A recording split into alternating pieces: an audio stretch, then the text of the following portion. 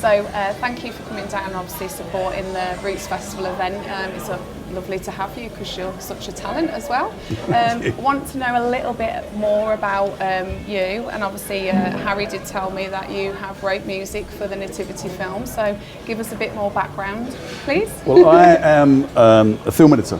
Yeah. And I edit the films, all the Nativity films, and a few others. Okay. My wife is a director. Wow, yeah. So I edit them, and we both write for the Nativity films, we both wrote the songs. Have you done, what other films have you done as well? There's one called Confetti. We recently did a Netflix film about 2 years ago called Christmas on Mistletoe Farm.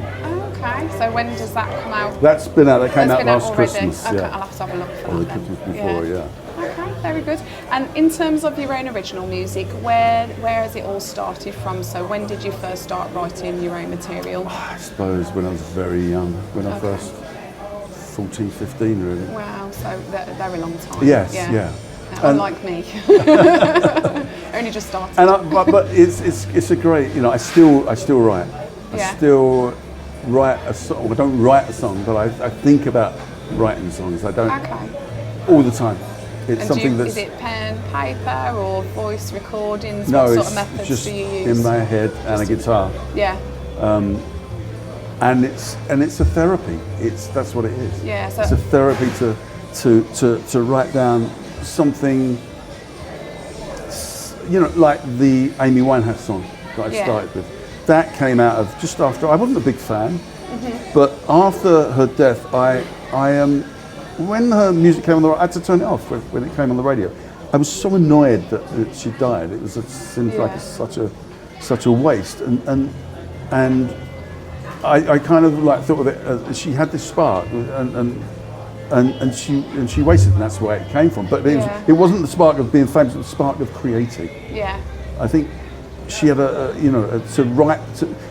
she wrote her life basically, and that's the best way. If you're going to write, you write what you know, and you write your life. That's what she did that very, very well, and I was really annoyed that she did that.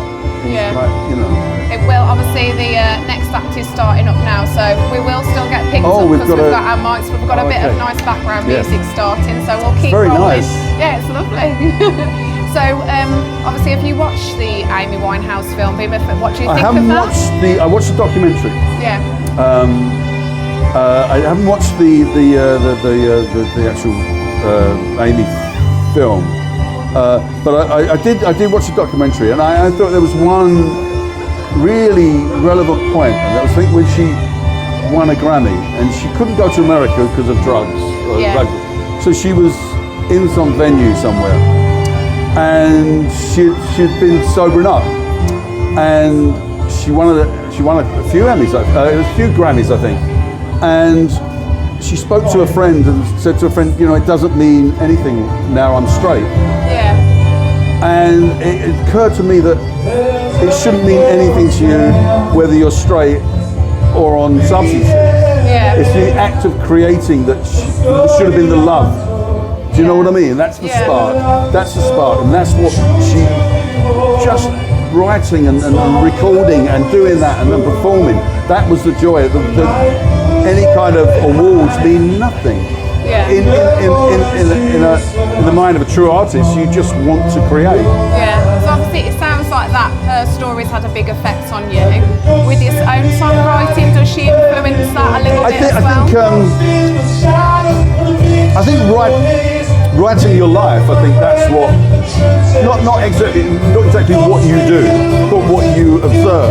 And so emotionally, if you like the Billy Connolly track, or the track that was inspired by Billy Connolly, that was just a little clip in a newspaper about forgiveness, and I cut it out and I stuck it on the fridge, and it was just there, and then suddenly I just realised, well, I need to write about that. And so it kind of like, and it can take me ages, it can take me, months and months and months.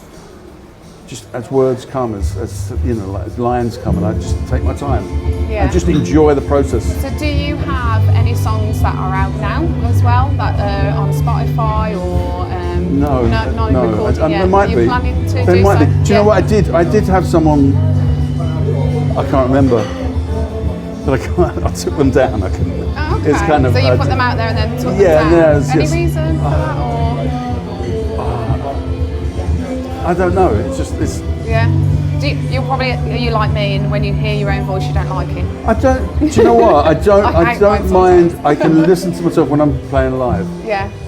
I can't. I find it hard with Recording back, recordings yeah, because I I do. know that Yeah. I've thought about it and I performed rather than lived it. If I play Yeah. live, I know I'm in the moment and I'm singing those songs Yeah. kind of in the moment and I mean them. But when I listen to recording, I know that I've gone back and done 2 takes. Oh no, let's do that. Yeah. It was a bit maybe pitchy. you just do like a live version This is what of recording. I've been thinking about That'd be doing a great now. idea. I've been thinking about Yeah. going to the studio and just doing them with just a guitar and a mic and trying to isolate as much as I can and do it Yeah, that way. yeah, and then just do it raw. Yeah, brilliant. Okay, well, it's been lovely speaking to you. I look forward to obviously seeing more of you, hopefully in Thank the you very future. much. And yeah, thank you. Thank you. Thank you very much. We're done.